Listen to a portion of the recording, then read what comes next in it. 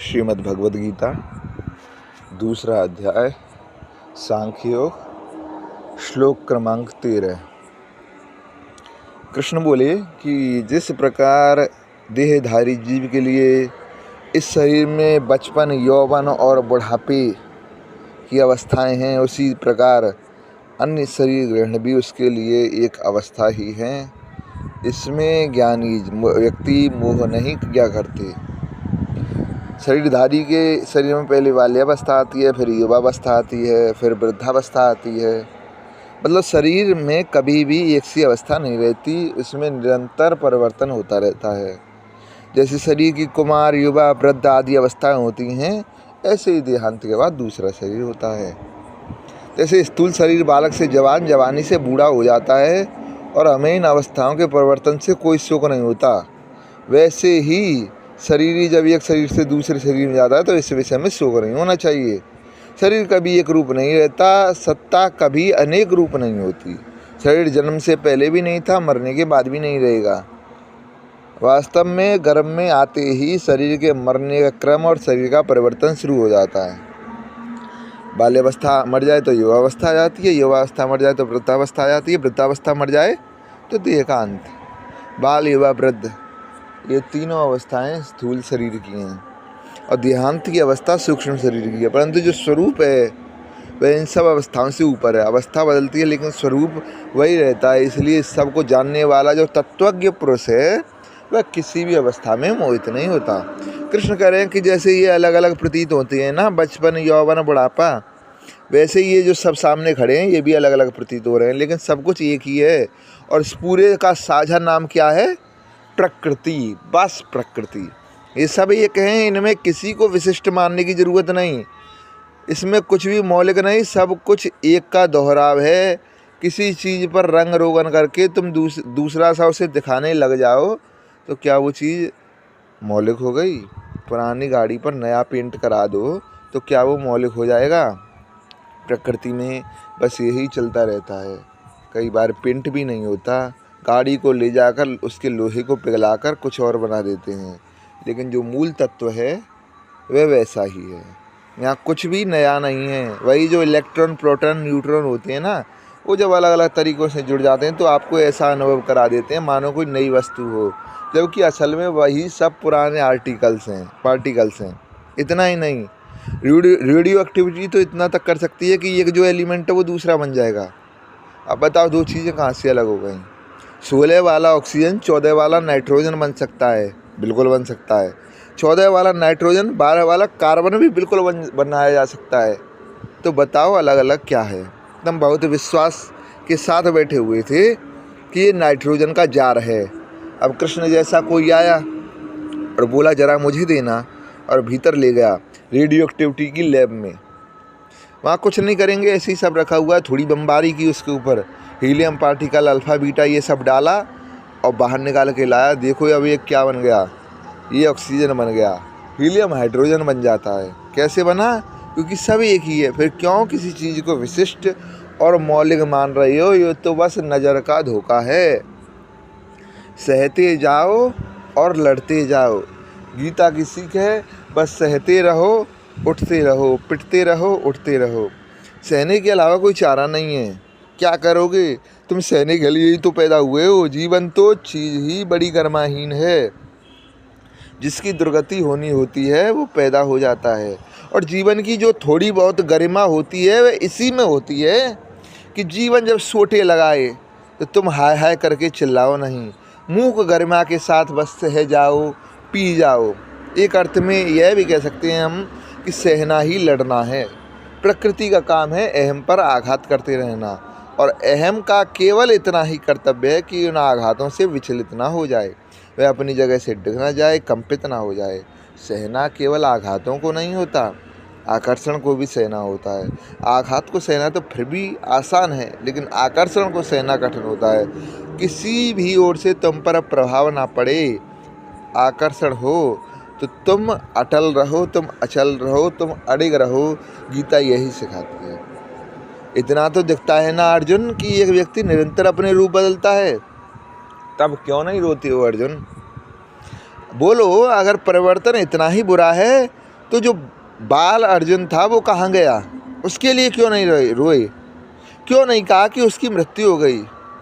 तब तो तुम्हारी स्थूल आँखों से दिख जाता कि मरा नहीं है, बदल गया है, तो अब शोक क्या मनाए? तो मुझे दिखाओ ना कि बाल अर्जुन कहाँ है। अगर नहीं मिल रहा तो शोक क्यों नहीं कर रहे हो उसके लिए? क्या मर गया? तब तुम बड़ी चतुराई से कह देते हो कि मरा नहीं है, बस बदल गया है। पर वहाँ बात स्थूल थी, दिख गई। यहाँ बात सूक्ष्म है, इसलिए दिख नहीं रही। यहाँ भी कोई नहीं मरता, बस बदल जाता है। अगर बदलते नहीं तो सब एक जैसे कैसे दिखाई देते? अच्छा, एक बात बताओ, बाल अर्जुन ही युवा अर्जुन बना, ये बात तुम कैसे निश्चित कर पाते हो? यह तुम निश्चित कर पाते हो क्योंकि बाल अर्जुन के लगभग सारे गुणधर्म तुमको युवा अर्जुन में दिखाई दे जाते हैं। तो कह देते हैं कि हाँ यह वही है, सो क्या करना। तो क्या तुमको यह नहीं दिख रहा कि जितने मर रहे हैं और जितने जीवित हैं सब में एक ही गुण है? प्रकृति का मूल गुण, प्रकृति की मूल वृत्ति सबके अंदर तो एक ही है। तो कोई कहाँ मर रहा है? भाई तुम छोटे हो, तुम्हारा कुछ नाम है, मान लो तुम्हारा नाम राघव है और तुम्हारा एक चेहरा है। उस चेहरे में सदा कुछ भाव रहता है। अब भाव बस 5-6 प्रकार के ही होते हैं, काम, क्रोध, लोभ, मोह, मद इत्यादि। अब तुम बड़े होते हो, तुम्हारा नाम तब भी राघव रहता है और तुम्हारे चेहरे पर अब भी वही भाव भंगिमा रहती है। इसलिए कोई शोक नहीं करता, क्योंकि कह देते हैं वह जो बच्चा था वही तो बड़ा हो गया है, मरा थोड़ी है, बस परिवर्तित हो गया है, तभी तो कोई शोक नहीं करता। इसी तरह अगर तुम नहीं रहोगे तो कोई और आ जाएगा, और दोनों का असली नाम तो अभी भी वही एक ही है ना। भाई तुम्हारा नाम भी अहम और उसका नाम भी अहम, नाम कहाँ बदला? छोटे बच्चे का नाम भी राघव था, बड़े बच्चे का नाम भी राघव था। वैसे ही तुम्हारा असली नाम क्या है? अहम। और जब तुम मर जाओगे तो कोई और आ जाएगा, उसका भी असली नाम क्या होगा? अहम। तो कोई कहाँ मरा? अहम तो अभी भी जिंदा है। तुम्हारे चेहरे पर जो भाव दिखाई देते थे, तुम मर जाओगे तो दूसरे व्यक्ति के चेहरे पर भी वही भाव हैं। तो तुम में और दूसरे में अंतर कहाँ है? हर उपकरण का एक कैलिब्रेशन होता है ना। तुम थर्मामीटर लेते हो, तुम्हारा तापमान आया 98.4 फ़ारेनहाइट। अब आपका तापमान थोड़ा सा बढ़ गया, कुछ दिन बाद थर्मामीटर लगाया, उसमें आया 98.4। क्यों आया? क्योंकि उस उपकरण की इतनी क्षमता नहीं थी कि 98.4002 तापमान को पकड़ पाए। तो आपको थर्मामीटर देखकर लगेगा तापमान तो अभी उतना ही है, लेकिन बदल गया है। इसी तरह तुम्हारी आंखों को दिखाई नहीं देता कि पिछले 2 मिनट में ये मर के कुछ और बन गया। तुमको लगता है कि ये जिंदा है, जिंदा नहीं है। इन 2 मिनट में ना जाने वो कितनी बार मर गया, कितनी बार और पैदा हो गया। तापमान बढ़ा है, बस तुम्हारा थर्मामीटर उस बात को पकड़ नहीं पा रहा है। ये जो तुम्हारा उपकरण है ना, इसकी एक सीमित संवेदनशीलता है, तो ये पकड़ नहीं पाता कि मृत्यु हो गई। हाँ, जब कोई स्थूल घटना घटती है, जैसे कोई 6 फुट की देह गिर गई, तो तुम कहते हो अरे मर गया, क्योंकि बड़ी स्थूल घटना है। ऐसी है जैसे तापमान 106 हो गया, अब तुम्हारा थर्मामीटर तुरंत पकड़ लेगा कि बुखार है, पकड़ लिया। समझ में आ रही है बात? परिवर्तन तो लगातार ही हो रहा है। एक व्यक्ति और दूसरे व्यक्ति में उतना ही अंतर है जितना अंतर बाल अर्जुन और युवा अर्जुन में है। अच्छा, इतना बता दो, 4 वर्ष के अर्जुन और 40 वर्ष के अर्जुन और 40 वर्ष के कर्ण, इन तीनों में कौन 2 हैं जो बिल्कुल एक जैसे हैं? 4 वर्ष के अर्जुन, 40 वर्ष के अर्जुन और 40 वर्ष के कर्ण, कौन 2 हैं जो बिल्कुल एक जैसे हैं काफ़ी हद तक? तो तुम देखोगे कि 4 वर्ष के अर्जुन और 40 वर्ष के अर्जुन में बहुत अंतर है। लेकिन बात तो मानते नहीं हो कि 4 वर्ष वाला अर्जुन मर गया, लेकिन 40 वर्ष के अर्जुन और 40 वर्ष के कर्ण में जब युद्ध होगा तो एक मर जाएगा, तो तुम तुरंत कह दोगे देखो देखो एक मर गया। जिसको हम निरंतरता कहते हैं ना, कंटिन्यूटी, वो एक बहुत बड़ा भ्रम है। वो स्मृति का खेल है, वो स्मृति की सीमाओं का खेल है। कुछ भी निरंतर यहाँ नहीं है, सब एक प्रवाह है, सब बदल रहा है।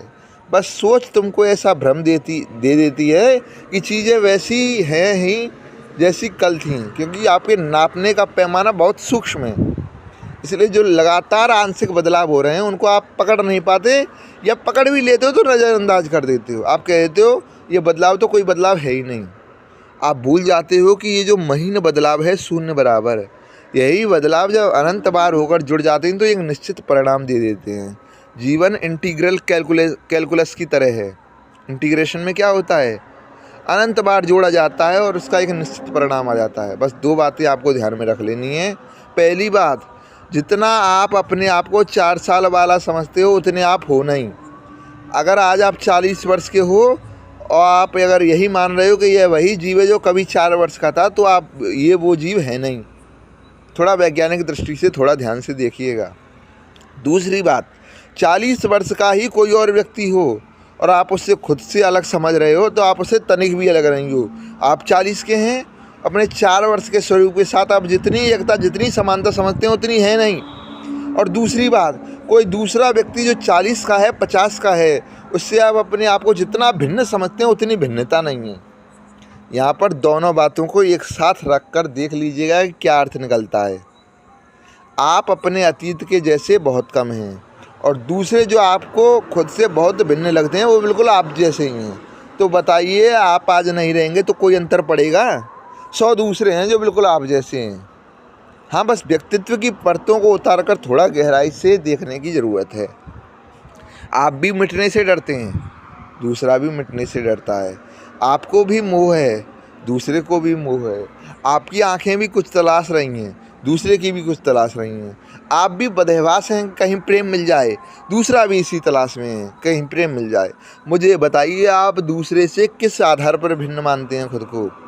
यही कृष्ण समझा रहे हैं अर्जुन को कि जिस प्रकार से ये सब अवस्थाएं बदलती रहती हैं, उसी प्रकार अहम वृत्ति भी सब शरीरों को ग्रहण किए हुए है। जब वहाँ ये मान लेते हो कि मूल वही है, बस अवस्था बदली है, उसी तरह जब व्यक्तियों को देख लो तो जान लो कि दूसरे व्यक्ति नहीं हैं, बस अवस्था बदली है। वृत्ति एक ही है, वो कभी मेरी अवस्था लेकर प्रकट हुई है, कभी उसकी अवस्था लेकर प्रकट हुई है, लेकिन वृत्ति एक ही है, जो कभी इस नाम में प्रकट है, कभी उस नाम में प्रकट है, कभी इस लिंग में प्रकट है, कभी उस प्रजाति में प्रकट है, कभी बूढ़े में, कभी बच्चे में। एक ही वृत्ति है जो सब में प्रकट हो रही है। आगे कहते हैं कृष्ण, हे कुंती पुत्र, इंद्रियों और उसके विषयों के संपर्क से उत्पन्न सुख और दुख तथा का अनुभव क्षण भंगुर है। ये स्थायी न होकर सर्दी और गर्मी की ऋतुओं के आने जाने के समान है। हे भरतवंशी, मनुष्य को चाहिए कि वे विचलित हुए बिना इनको सहन करना सीखे। क्या कह रहे हैं? मानव शरीर में 5 प्रकार की देखने, सूंघने, स्वाद, स्पर्श और शब्द ग्रहण करने की इंद्रियां होती हैं और इनके विषयों के साथ संपर्क में रहने से हमें सुख और दुख की अनुभूति होती है। इसमें कोई अनुभूति चिरस्थायी नहीं होती, यह ऋतुओं के परिवर्तन के समान है। जैसे शीतल जल ग्रीष्म काल में अच्छा निकलता है और शीतकाल में हमारा शीतल जल ग्रहण करने की इच्छा नहीं होती। इसी प्रकार इंद्रियों द्वारा सुख और दुख की अनुभूति क्षणिक होती है। यदि हम स्वयं पर इनको हावी होने देते हैं तो हम एक पेंडुलम की भांति एक ओर से दूसरी ओर झूलते रहते हैं। एक विवेकी मनुष्य को सुख और दुख दोनों परिस्थितियों में विचलित हुए बिना इनको सहने का अभ्यास करना चाहिए। और कृष्ण कह रहे हैं कि जितने भी पदार्थ हैं ये सब अनुकूलता प्रतिकूलता के कारण ही सुख दुख देने वाले हैं। जिसको हम चाहते हैं ऐसी अनुकूल व्यक्ति, वस्तु, परिस्थिति, घटना, देश काल आदि के मिलने से सुख होता है, और जिसको हम नहीं चाहते ऐसी व्यक्ति, वस्तु, परिस्थिति, घटना, देश काल इनसे मिलने से दुख होता है। यह सब अनुकूल प्रतिकूल का खेल है, सुख दुख नहीं है। वास्तव में तो इन सब पदार्थों में सुख दुख देने की सामर्थ्य है ही नहीं। मनुष्य के अपने संबंध के कारण ये सुख दुख देने वाले दिखते हैं। ये ठहरने वाले नहीं हैं, क्योंकि उत्पत्ति के पहले भी नहीं थे और विनाश के बाद भी नहीं रहेंगे। ये सब अनित्य हैं, अर्थात प्रतिक्षण बदलते रहते हैं। इतना तेजी से बदलाव होता है कि उनके इसी रूप को दोबारा कोई देख ही नहीं सकता। जैसे दिन में अगर आप काम करें तो शाम तक इंद्रियों में थकावट आ जाती है, और सवेरे नींद लेने पर जो ताजगी सुबह थी वो ताजगी शाम तक नहीं रहती, इसलिए दोबारा नींद लेनी पड़ती है, तब जाकर इंद्रियों में पूरी ऊर्जा दोबारा आती है। वैसे जैसे शरीर कभी एक रूप नहीं रहता, हर समय बदलता है, वैसे ही इंद्रियां भी कभी एक रूप नहीं रहती। जिन पदार्थों को हम चाहते हैं उनके संयोग से हमें सुख होता है, वियोग से दुख होता है। जिन पदार्थों को हम नहीं चाहते उनके संयोग से दुख होता है और वियोग से सुख होता है। पदार्थ भी अनित्य हैं और उनसे मिलने वाला सुख दुख भी अनित्य है, इसलिए संयोग वियोग से सुख दुख नहीं होना चाहिए, उन्हें सह लेना चाहिए, निर्विकार रहना चाहिए।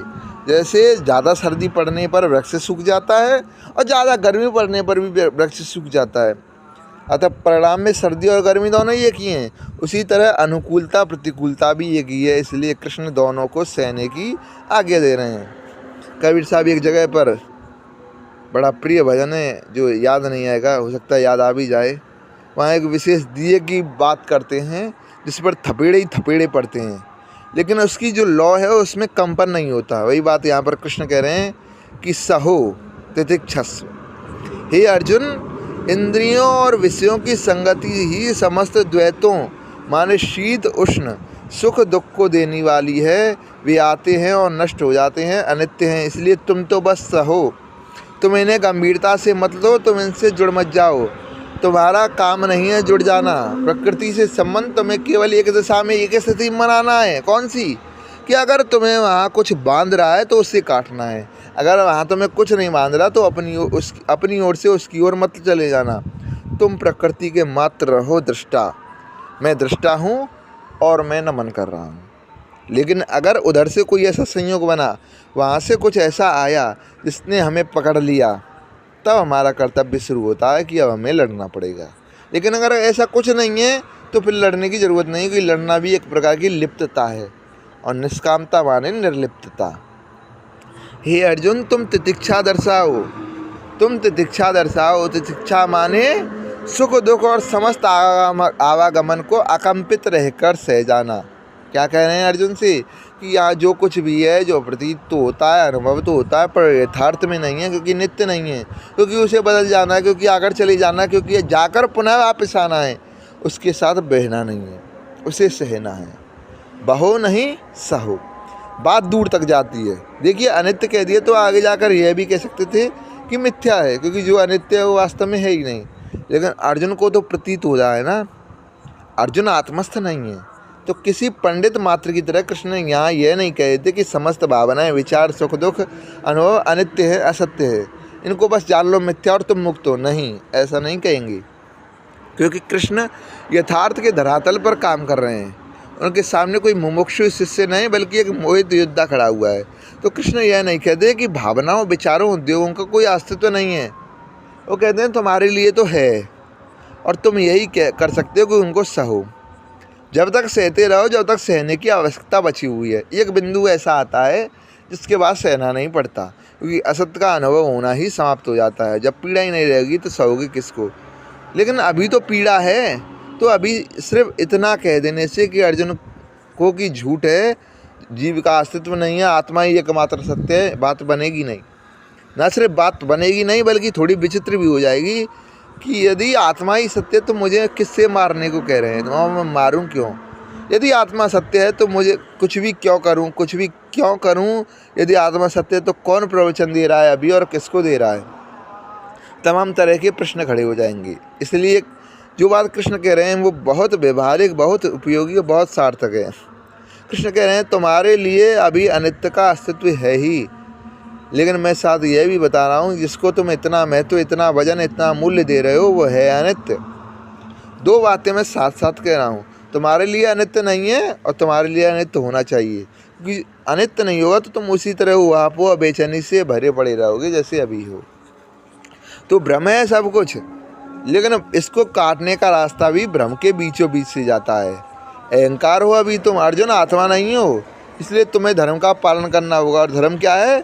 जो अहम को आत्मा की ओर ले जाए वह धर्म है। यही धर्म की परिभाषा है। इसका मतलब आत्मा के संदर्भ में धर्म का कोई अर्थ नहीं होता।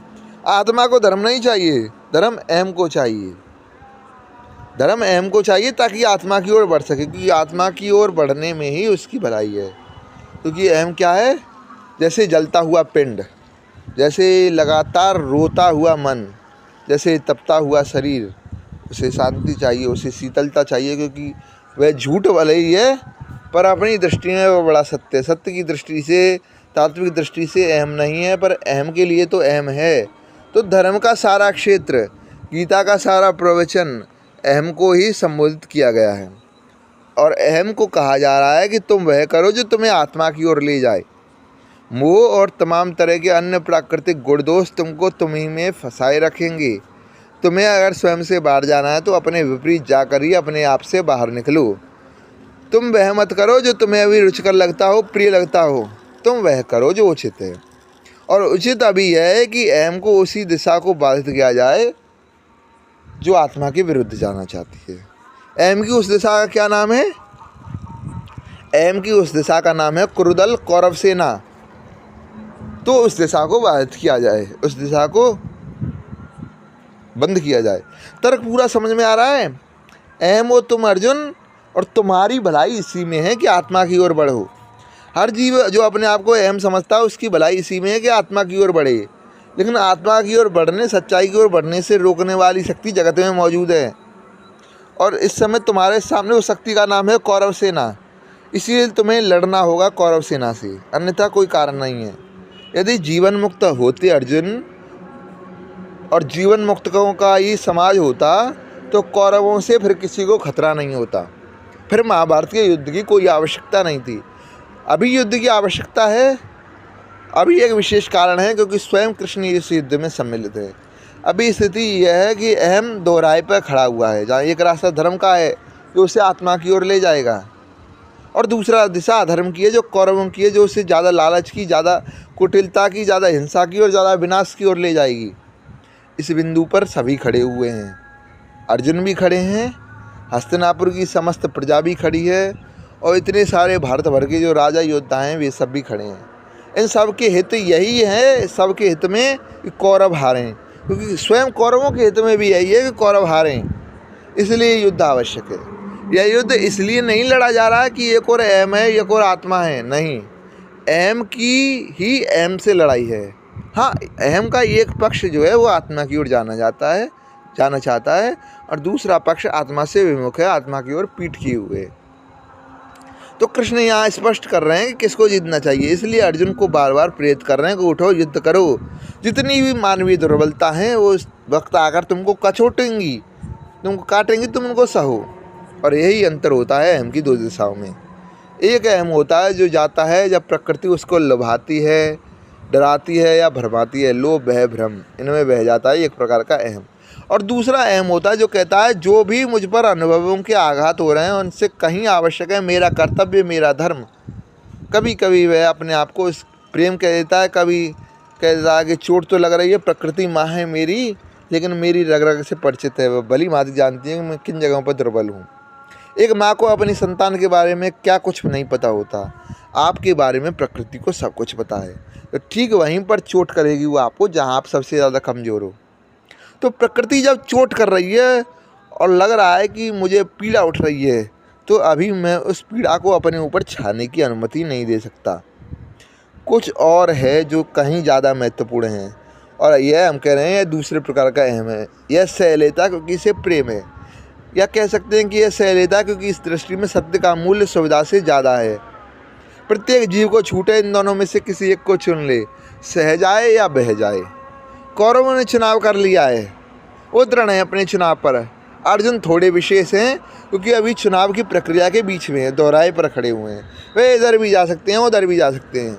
वास्तव में जब अर्जुन कह रहे हैं कि मैं युद्ध नहीं करना चाहता, तो समझने वाले समझेंगे कि वे ये कह रहे हैं कि वे कौरव की तरफ जाना चाहते हैं। कौरव कौन? जो वृत्ति के बहाव में बह गया। और यही तो अर्जुन करने पर उतारे हुए कि मुझे भी वृत्ति के बहाव में बह जाना है।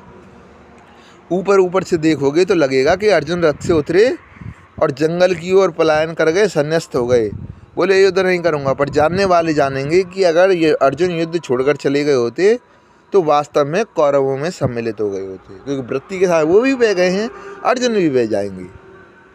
कौरवों की परिभाषा यही नहीं है कि वे धृतराष्ट्र के पुत्र हैं जिनका आपस में रक्त संबंध है। एक प्रकार के मन का नाम है कौरव, और वह जो मन है वह धृतराष्ट्र के भाइयों में भी पाया जाता है, युधिष्ठिर के भाइयों में भी पाया जाता है। उसी मन का प्रदर्शन हम अभी अर्जुन में देख रहे हैं। कृष्ण चेता रहे हैं, बोल रहे हैं, मैं भली भांति समझता हूँ तुम्हारी सभी मानवीय दुर्बलताओं को। मुझे मालूम है अभी तुम्हें कैसा अनुभव हो रहा होगा। ब्रह्म होकर नहीं बोल रहा, मनुष्य होकर बोल रहा हूँ। उस मनुष्य को भले ही तुम अवतार का नाम दे लो, लेकिन अवतार होता तो मानवीय ही है ना।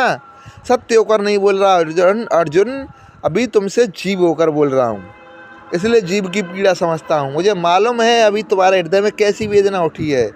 इतना ही कह सकता हूँ कि सह जाओ, उसी में कल्याण है, सह जाओ। यही गीता का संदेश है पूरे विश्व के लिए।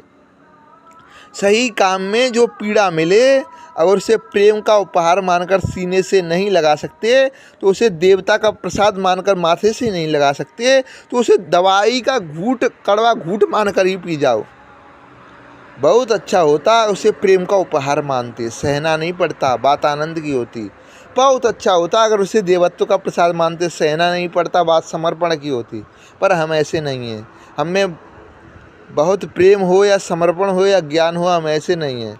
जब प्रेम आधा अधूरा है, भक्ति समर्पण भी आधे अधूरे हैं, ज्ञान भी बहुत ज़्यादा नहीं है, तब सीख यही है हमारे लिए कि सह जाओ, सह जाओ।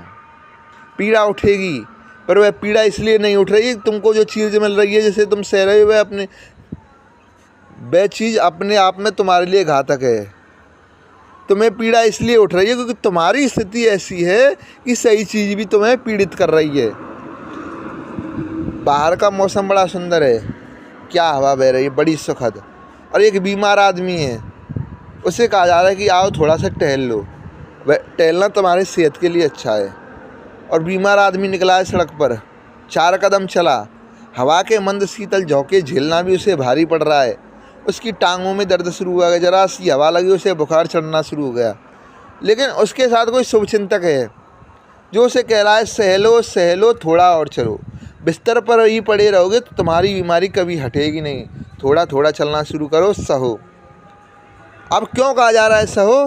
क्या इसलिए कि हवा बहुत बुरी है, पृथ्वी ने तुम्हारे खिलाफ षड्यंत्र रचा है, तुम्हें सहना पड़ेगा? 4 कदम चल नहीं पा रहे हो, पृथ्वी ने जरूर तुम्हारे लिए बड़ी चढ़ाई खड़ी कर दी है। जैसे ही तुम्हें देखा, तुम आए हो टहलने के लिए, तुम्हारे सामने सपाट ज़मीन को पर्वत जैसी चढ़ाई का बना दिया। क्या साजिश कर दी है पृथ्वी ने? हवा ने अपना तापमान गिरा दिया, ठंडा बना दिया खुद को, ताकि तुम्हारी कपकपी भी छूटे, तुम्हारे जड़ छूटे। ऐसा हुआ है क्या? कुछ तो जब सहने की सीख दी जा रही, तो उसमें यही भाव नहीं थे कि तुम बड़े अच्छे आदमी हो, समस्त संसार और स्थितियाँ तुम्हारे विरुद्ध षड्यंत्र कर रही हैं और तुम अपनी भलाई दर्शाते हुए बस चुपचाप सहते जाओ। नहीं, ऐसी बात नहीं है। आपको सहना पड़ रहा है, आपको पीड़ा का अनुभव हो रहा है, क्योंकि आप दुर्बल हैं, क्योंकि आपके अतीत में आपने सही निर्णय नहीं लिए, इसलिए यह स्थिति आ गई। आपको एक साधारण सी स्थिति भी सहज नहीं लग रही, सहनी पड़ रही है। यही व्यक्ति अगर स्वस्थ होता तो कहता वाह मलाई पवन की झोंके, क्या खुशगवार हवा है। यही व्यक्ति अगर स्वस्थ होता तो खाली मैदान देखकर सर पर दौड़ लगा देता, कहता दौड़ने में बड़ा मज़ा आ रहा है, इतना अच्छा मौसम है। पर जब आप ठीक नहीं होते तो सब स्थितियाँ आप पर भारी पड़ती हैं। कृष्ण कह रहे हैं कि जब स्थितियाँ भारी पड़ें तो स्थितियों को दोष देने ना लग जाओ, ना स्थितियों से पलायन करने लग जाओ। बस एक बात का निश्चय कर लो, क्या सही दिशा तुम्हारी है। अगर दिशा सही है तुम्हारी, तो उसके बाद स्थितियों से जो भी कष्ट मिलता है उसे सहते रहो, सहते रहो। यह भाव कभी मत लाना कि स्थितियाँ खराब हैं। स्थितियाँ नहीं खराब हैं, तुम कमज़ोर हो, सहो। तुम स्थितियों को मार नहीं रहे, सह रहे हो, सहो। तुम अपनी स्थितियों, अपनी कमजोरियों को सह रहे हो। सहना इसलिए आवश्यक है कि जितना सहोगे उतना भीतर की दुर्बलता मिटेगी। जब तुम दौड़ रहे हो तो वास्तव में तुम पृथ्वी के विरुद्ध दौड़ रहे हो, ना पवन के। तुम अपने ही विरुद्ध दौड़ रहे हो। गौर से सोचिएगा, जब आप दौड़ते हैं तो आप किसके विरुद्ध दौड़ रहे होते हैं? आप अपनी ही कमजोरी के विरुद्ध दौड़ रहे होते हैं, आप अपने ही वजन के विरुद्ध दौड़ रहे होते हैं। वही है जो आपको दौड़ाने में बाधा है। तो तुम भी सह लो अर्जुन, अपने ही कर्म फल को सह रहे हो। हाँ, यह जो सहनशीलता है, मैं अभी जिसका उपदेश कर रहा हूँ अर्जुन, एक विशिष्ट सहनशीलता है। यह तुम्हारी दुर्बलता मिटा देगी। समझ में आ रही है बात? तितिक्षा का अर्थ यह नहीं है किसी भी अंधी दिशा में जा रही हो और उस अंधी दिशा में कारण जाने को जो पीड़ा हो रही हो उसे सह जाओ। तितिक्षा का अर्थ है कि सही दिशा में जाने पर जो भी ऊंच नीच झेलनी पड़े, झेल लो। सिर्फ इसलिए कोई अपने प्राण देने तक को तैयार है, इससे वह व्यक्ति सही सिद्ध नहीं हो जाता। अगर आप मृत्यु तुल्य पीड़ा झेलने को भी तैयार हो तो इससे भी आपकी साधुता प्रमाणित तो नहीं हो जाती है। अहम का ऐसा है कि वह अपनी अज्ञानता को बचाने के लिए शारीरिक मृत्यु तक का वर्ण करने को तैयार हो जाता है। आपको लोग मिलेंगे जो अपने खोखले आदर्शों के लिए, अपने झूठे पूर्वाग्रहों और हठों के लिए मरने को तैयार हो जाते हैं। वह कैसी भी पीड़ा सहने को तैयार हो जाते हैं। तो सिर्फ सह लेने को तितिक्षा नहीं कहते हैं। सच्चाई के राह में जो कुछ भी आए उसको सहने को तितिक्षा कहते हैं। हमें बड़ा भ्रम हो जाता है, कई बार हम देखते हैं कि जो बड़ी आपदा में भी टिका हुआ, डटा हुआ है, तमाम तरह के कष्टों के समक्ष भी अड़िग है, हम में सम्मान उठने लगता है उसके प्रति। हम कहते हैं यह व्यक्ति देखो निस्संदेह आदर का पात्र है, कितनी प्रतिकूल स्थितियाँ और यह अटल है। नहीं नहीं नहीं, यह धोखे की हालत हो सकती है। कोई अटल तो है, कोई है जो हार नहीं मान रहा, सब बर्दाश्त कर रहा है, पर किसकी खातिर? चाहता क्या है वो? हार तो दुर्योधन भी नहीं मान रहा। सारे भाई गंवा दिए, सारे योद्धा मर गए, पूरी सेना नष्ट हो गई, उसके बाद भी हार मानी थी उसने। जा करके सरोवर में छिप गया। फिर जब अंत में मौका मिला तो बोला हाँ बिल्कुल लड़ूंगा, और गदा युद्ध किया भीम से। दुर्योधन को हराने का कोई तरीका ही नहीं था, उसे बस मारा जा सकता था। बस सब तरह के कष्ट सहने को तैयार था, हार नहीं माननी थी उसे। आपके जीवन में भी ऐसे बहुत लोग होंगे, हो सकता है आप स्वयं हों।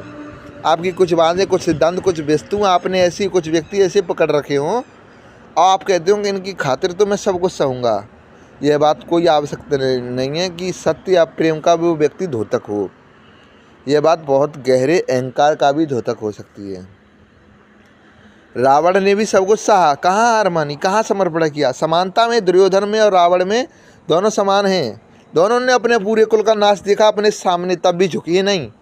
आप झुकने को तैयार नहीं है, इससे यह नहीं साबित हो जाता कि आप बड़े सच्चे आदमी हैं। प्रश्न यह है कि आप किसके सामने नहीं झुक रहे। झूठ के सामने ना झुकना एक बात है, लेकिन बहुत सारे ऐसे लोग हैं जो बिल्कुल झुकने को तैयार नहीं होते। वास्तव में वो सच के सामने तन के खड़ी रहते हैं। वो कहते हैं सच के सामने भी नहीं झुकूंगा, और इस बात में बड़ी वीरता मानते हैं। और सच के सामने आप नहीं झुकोगे तो आपको कष्ट तो मिलेगा ही, और उस कष्ट को सुनने में, सहने में भी वह अपनी बड़ी शूरता समझते हैं। यह सहनशीलता होती है जिसमें आप कष्ट को सहते हो, जिसमें धीरे धीरे कष्ट कम हो जाता है। और एक सहना दूसरे प्रकार का होता है, जिसमें आप जितना सहोगे आपको उतना कष्ट मिलेगा। सहने से पहले गहना सीखिए। कौन सा कष्ट सह रहे हो, किसकी रक्षा में पीड़ा झेलने को तैयार हो। गहो, गहो माने जानो, पहले गहो फिर सहो। झूठ की खातिर जरा भी कष्ट मत सहो। वो चीज़ इतनी सस्ती है, इतनी मूल्यहीन है, उसके लिए जरा भी पीड़ा क्यों उठानी। जरा सी भी पीड़ा नहीं उठाएंगे, कोई भाव नहीं देंगे, पर सच की खातिर, सिर्फ सच की खातिर जो कुछ भी झेलना पड़ेगा झेल लेंगे। जो कुछ भी झेलना पड़ेगा झेल लेंगे, सहेंगे। तितिक्षस्व। बात समझ में आ रही है?